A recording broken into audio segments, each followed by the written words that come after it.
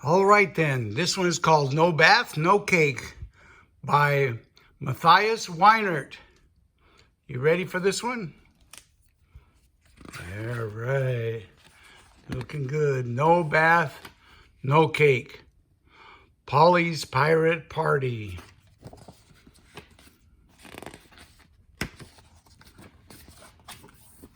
Okay, here we go. Early one morning, just as the sun was peeping over the horizon, something sailed it through the mail slot on the good ship Mary Ann. Bada-bing, bada-boom. And Pete, the pirate parrot, woke up with a start. Oh no!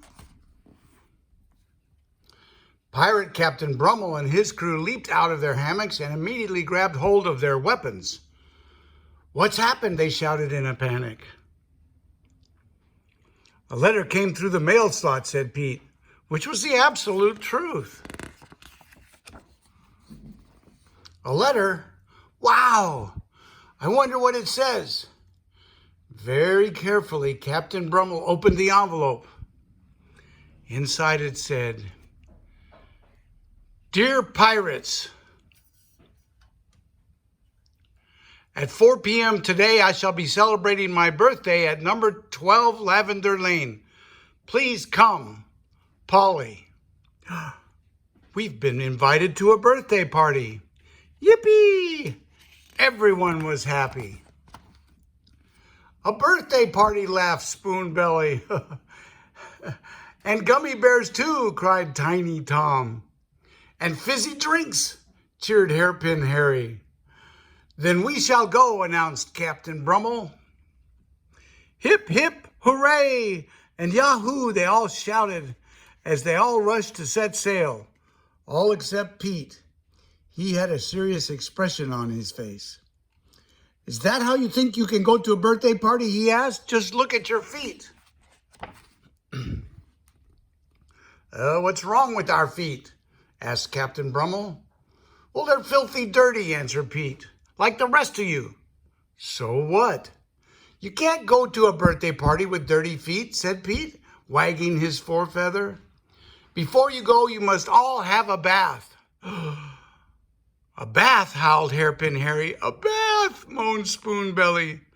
"Oh, a bath," groaned Tiny Tom. "No, no, anything but that," pleaded Captain Brummel. But Pete wouldn't budge. No bath, no cake. Oh, what are they going to do? Well, yep. With more moans and groans, one by one, the pirates got into the old wooden tub. They rubbed and they scrubbed until they were clean from top to toe. "And don't forget to comb your hair," commanded Pete. A half hour later, every man stood on the upper deck, fresh and fragrant, tidy and trim. Pete went from one to the other, inspecting feet and fingernails, ears and hair. very good," he commented approvingly. "Hip, hip, hooray! We're on our way," hugged one another with joy. But Pete shook his head first. "I'm afraid not." "What?" "Your clothes may be all right for pirating, but there's no way you can wear them to a birthday party," declared Pete. "If you're invited to a party, you have to wear something smart." "But we don't want to wear something smart," protested Captain Brummel. "No smarty, no party," said Pete. Oh boy.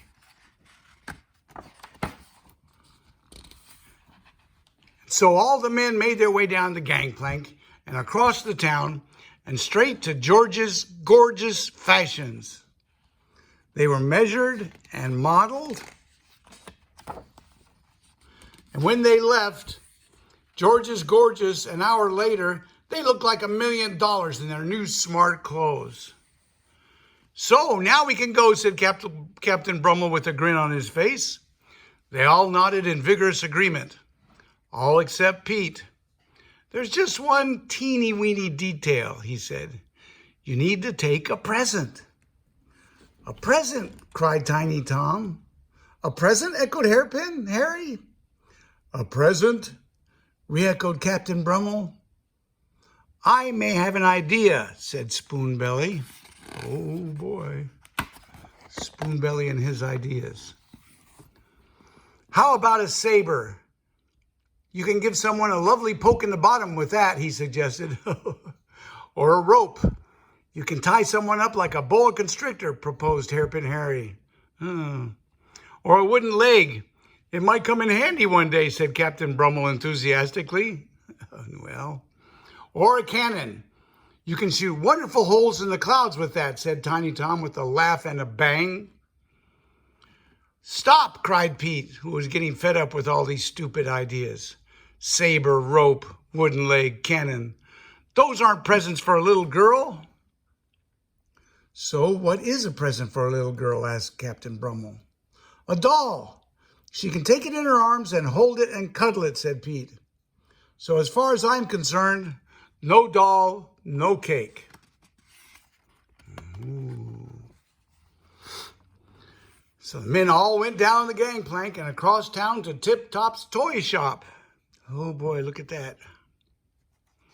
There's everything in there. Back on board, they proudly showed Pete what they had bought. Very good, said Pete approvingly. Now all you have to do is wrap the present. Oh, wrap? Asked the pirates. Wrap. Presents need to be wrapped in wrapping paper, explained Pete. You did buy some wrapping paper, didn't you? Oh, boy. Here we go again. Half an hour later, Captain Brummel and his men returned. Pete inspected the wrapped present. Without a word, he walked down the deck. Each man held his breath. After half an eternity, his throat finally cleared, and he uttered the words of liberation. You can go now. There were wild celebrations on board. Hooray, they had done it. Now nothing could go wrong. Ha ha ha. There they go to Polly's house. Barely 10 minutes later, the Marianne reached number 12 Lavender Lane. The mouths of the pirates began to water as soon as they saw the freshly baked birthday cake. Ding dong. Here they are waiting. Happy birthday to you. Happy birthday to you. Happy birthday, dear Polly. Happy birthday to you. Who are you? Asked Polly. I am Captain Brummel, and this is my crew. You invited us, answered Captain Brummel.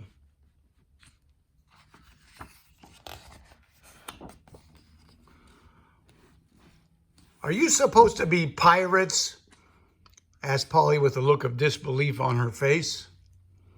Of course, said Captain Brummel, and now we want some cake. But you don't look at all like pirates, said Polly. Pirates have dirty feet and filthy clothes and shaggy hair, whereas you just look stupid. So as far as I'm concerned, no pirates, no cake. Oh, and Polly slammed the front door. Bam. Oh, my. But a moment later, she opened it again. Uh-oh, there's the doll. Oh, you can keep your silly doll. I wanted a cannon or a saber or a wooden leg or at least a rope to tie someone up with. Bam, she slammed the door again. Then Polly slammed the door again and the pirates trudged slowly back to the ship. Oh, boy. Back already? Uh-oh, big fight. And they fought with Polly. And they tied him up to the post. Oh, and look at what they're doing. They're putting junk and dirt and everything else on him. Oh, my goodness. They put on their pirate clothes. And back they went. And so it was a wonderful birthday party after all. And they had tons and tons of cake. The end. Oh, there's the pirate ship. What a great story. No bath, no cake.